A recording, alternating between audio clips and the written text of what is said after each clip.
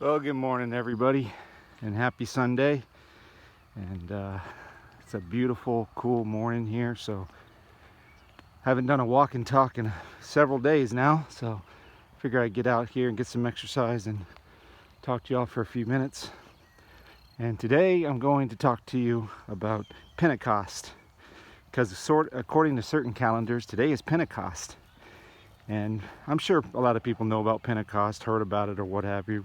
Maybe even an expert on it, I don't know. But anyway, if you're not familiar with Pentecost, it's in Acts chapter 2. And that explains it very clearly.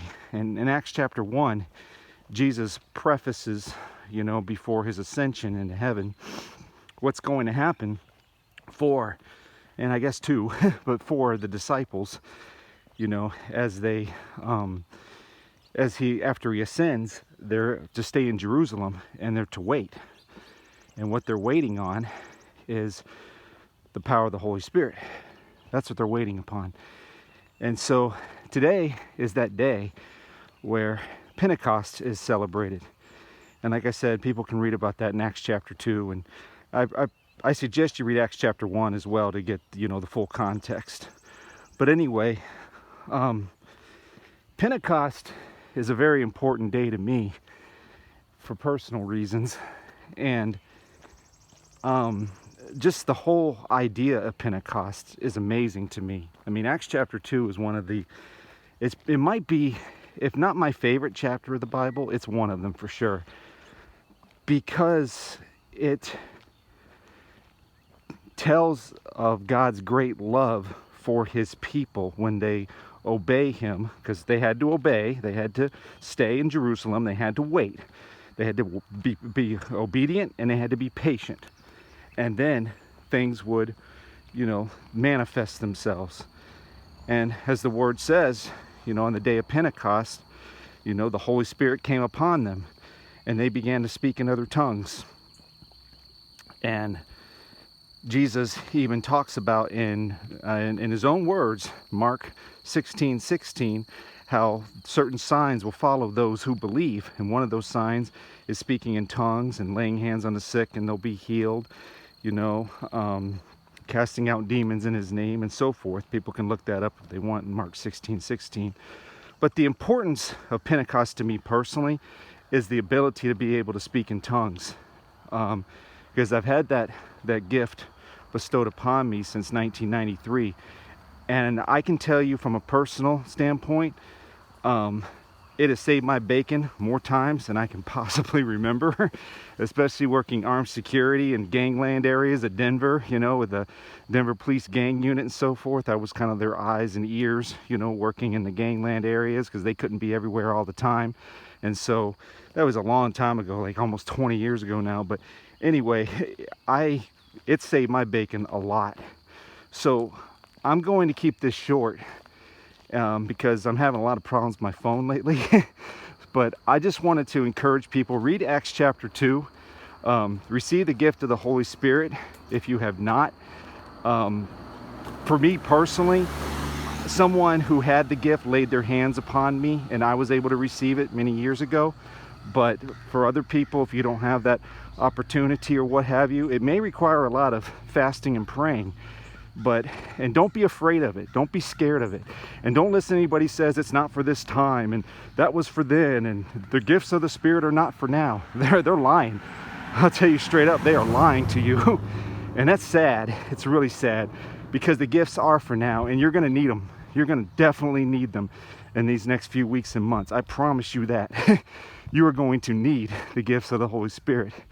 You're going to need to know how to speak in tongues. You're going to need, because if you don't know how else to pray, the Spirit gives us utterances. So we know how to pray because we don't pray how we should. So you're going to need that gift. So I would seriously seek that gift from the Lord, the gift of the Holy Spirit of speaking in tongues, being baptized in the Spirit. As Jesus said, John baptized with water, but the Holy Spirit baptizes with fire. So anyway, look into that, Acts chapter 1, Acts chapter 2, Mark 16:16, and wherever else you feel led to look. And the Lord will give you the gift. as he so pleases and desires, if people really seek it out and they obey and they do what he tells them to do. And I'm telling you, you're gonna need it. It has saved my bacon more times than I can possibly remember. And when I don't know how to pray, I can always pray in the Spirit, always pray in tongues, not out loud to myself, or just like I said, when I was on patrol and everything in gangland areas, you know, I constantly prayed in the Spirit. Still do, you know, all the time. So use that gift, receive the gift. If you haven't, don't be afraid of it. It doesn't hurt. It does feel kind of weird, like living waters rising up in your belly, you know. It does feel weird, but it's a cool weird. It's a very, it's a supernatural thing. So, you know, check it out, look into it, research it, you know, and I'm just going to encourage people, especially on the day of Pentecost today, to really look into that and to receive the gift of the Holy Spirit.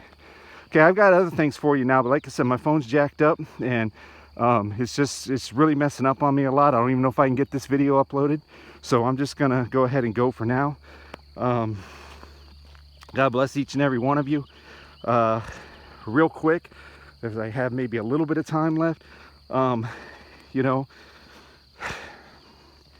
this is Pride Month, as everyone knows, you know, not my pride, not your pride, but anyway, be patient, be vigilant, and not really patient, but be vigilant, be aware of your surroundings and circumstances and the large cities and the parades and everything. I think some things are about to really go down. I think we're going to hear about some things. I think we're going to see some things. I think more and more is going to happen, and we're going to get blamed for it. We're going to get blamed for it. Trust me on that. They're going to need somebody to blame. So who better to blame than Trump supporters? Not saying that any of us are, but they'll lump us all into that category. Gun rights enthusiasts, Second Amendment activists, Christian conservatives, they're all the same. They're the enemy. You wait. You're going to hear it. You wait. Maybe not this month, maybe not in the next few weeks, but it's coming. You wait. So they're going to need somebody to blame for all the chaos that's coming. And it is definitely coming. It's going to come real quick now. So be ready. Be ready. So, all right, that's all I have. I think that's all I really have time for this thing cuts off. Like I said, I've been really having a lot of problems with my phone lately. So we'll see if I can get this uploaded. All right, you guys have a blessed day. Take care. Bye-bye.